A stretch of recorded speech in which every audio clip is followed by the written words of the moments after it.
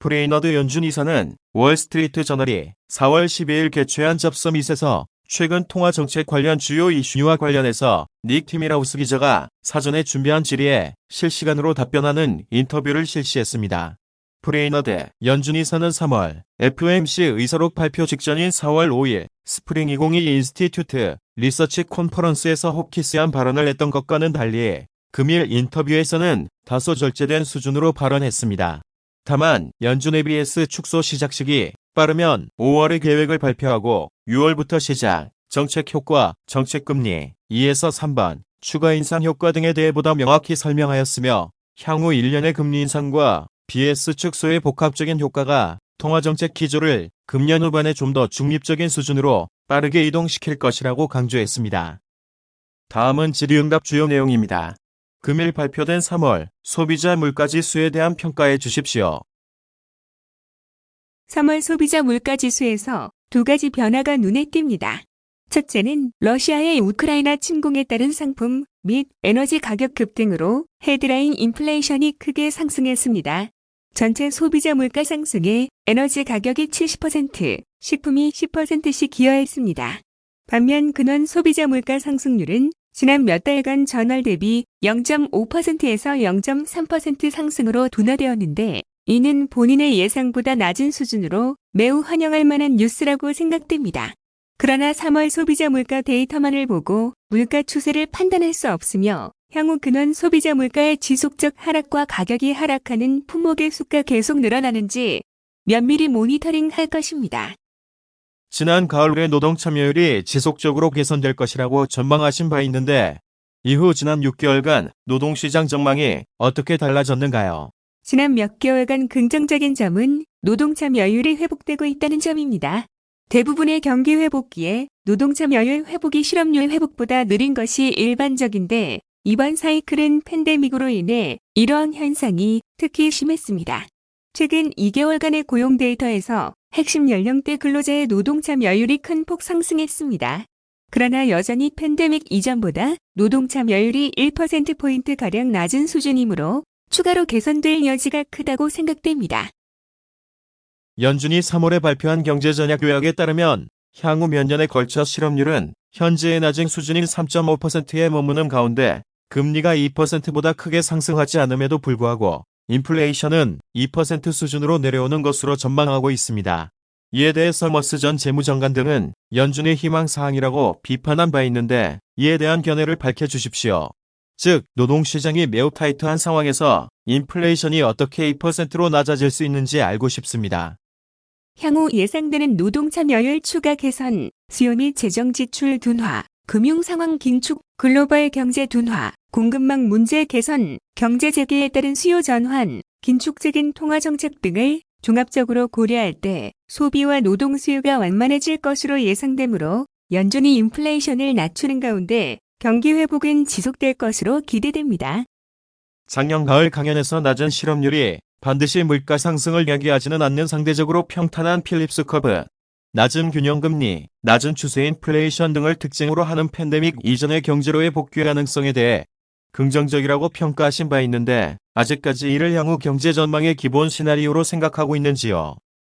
팬데믹과 러시아, 우크라이나 전쟁 이후의 새로운 경제 지형이 어떻게 될지 확신을 가지고 말하기에는 아직 너무 이릅니다. 최근에 1년의 대규모 물가 충격을 경험한 직후이므로 향후 경제가 어떻게 진화할지 두고 볼 필요가 있겠으나 장기 실질 자연이자율이 역사적인 경험과 비교하여 상대적으로 낮은 수준을 계속 유지할 것이라고 볼 만한 충분한 이유가 있다고 생각합니다. 연준이 물가를 시간에 걸쳐 2%로 되돌리는데 초점을 맞추고 있으므로 인플레이션은 시간에 걸쳐 동수준으로 돌아올 것으로 예상됩니다. 또한 노동시장도 단기적으로는 코로나19 요인의 영향을 받겠지만 장기적으로 더 탄력적으로 변할 것입니다. 본인이 지금 생각하는 것보다 더 많은 시간이 걸릴 수 있겠지만 결국 모든 경제 주체들이 향후 새로운 경제 지형이 어떻게 될지 평가하게 될 것입니다. 최근 강연에서 중립금리 수준으로 급속히 이동하기 위한 통화정책 기조 설정 필요성을 주장하신 바 있는데 향후 추진할 BS 축소를 감안할 때 금년 말 정책 금리 수준과 궁극적인 중립금리 수준을 어느 정도로 보는지 알려주십시오. 향후 정책 금리의 경로와 관련해서는 3월 FOMC의 경제 전망 요약 및 의사록에서 금년 중 정책 금리를 계속 인상할 것이며 BS 축소도 빠르면 5월에 발표하고 6월부터 시작할 것 같다고 밝힌 바 있습니다. 이러한 맥락에서 정책 수단의 조합은 전체적인 정책 스탠스를 시간에 걸친 상호 설정 문제로 귀결시키며 어느 하나만 보지 않는 것이 중요합니다. 그러므로 금리 정책만 볼 때보다 정책 효과를 식별하는데 4에서 5개월 더 걸릴 수 있으며 2022년 전체에 걸쳐 암묵적인 정책 금리 인상 기대는 이미 상당 부분 장단기 시장 금리에 반영되어 있습니다. 최근의 영준 커뮤니케이션의 변화로 인해 금융시장에 보다 공격적인 기대가 형성되고 있습니다. 금년 중 금리 수준을 더 빨리 중립 수준에 가까이 가도록 하는 것이 목표라고 하셨는데 이는 향후 1에서 2차례 FOMC에서 50bp 금리 인상을 지지할 수 있다는 점을 의미하는지요. 적절한 정책 금리 인상 속도는 매번 회의에서 결정될 것이므로 그것에 중점을 두기를 원하지 않지만 향후 1년의 금리 인상과 BS 축소의 복합적인 효과는 통화정책 기조를 금년 후반에 좀 더 중립적인 수준으로 빠르게 이동시킬 것입니다.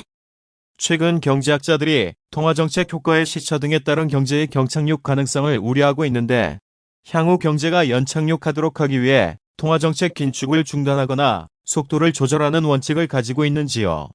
본인은 스토핑 룰을 가지고 있지 않습니다. 팬데믹과 러시아 침공 등으로 경기 회복 과정이 매우 복잡해졌기 때문에 내년까지의 정책 결정에 있어 너무 경직적이길 원하지 않습니다. 또한 정책 기조를 보다 중립적인 수준으로 빠르게 이동시킬 경우 FOMC는 양쪽 방향으로는 정책 옵션을 가지게 될 것입니다. 궁극적인 정책 금리 수준은 향후 인플레이션의 진로와 노동시장이 얼마나 잘 견디는지에 달려 있습니다. 최근 글로벌 경제는 이례적이며 유례가 없는 혼란이 지속되고 있습니다.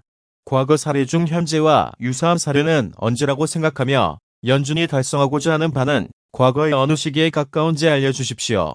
과거 경제의 경착륙 및 연착륙 사례들을 참조하는 것은 정책 결정에 유용합니다. 다만 팬데믹과 전쟁이라는 최근의 매우 이례적인 상황과 비교할 수 있는 하나의 좋은 과거 사례는 없다고 생각됩니다. 현재와 같은 상황을 극복하는 과정에서 인플레이션을 잘 안착시키는 것이 매우 중요하며 도움이 될 것이라고 생각됩니다. 이러한 목표는 매우 도전적인 과제이지만 현재 연준은 2% 인플레이션 목표 달성을 위한 충분한 정책 수단을 가지고 있습니다. 향후 BS 축소 정책이 금융시장에 미치는 효과가 몇 번의 금리 인상과 같은 효과를 가지는지요. 완화적인 통화 정책을 거두어들이는 데 있어 주요 정책 수단인 금리 정책과 더불어 BS 축소가 중요한 역할을 할 것입니다. BS 축소의 정책 효과와 관련하여 다양한 추정치들이 있는데 잘 알려진 선행 연구에 따르면 BS 축소 전 과정에 걸쳐 2에서 3의 추가 금리 인상 효과를 가지는 것으로 분석되고 있으나 추정 오차가 매우 클 수 있습니다.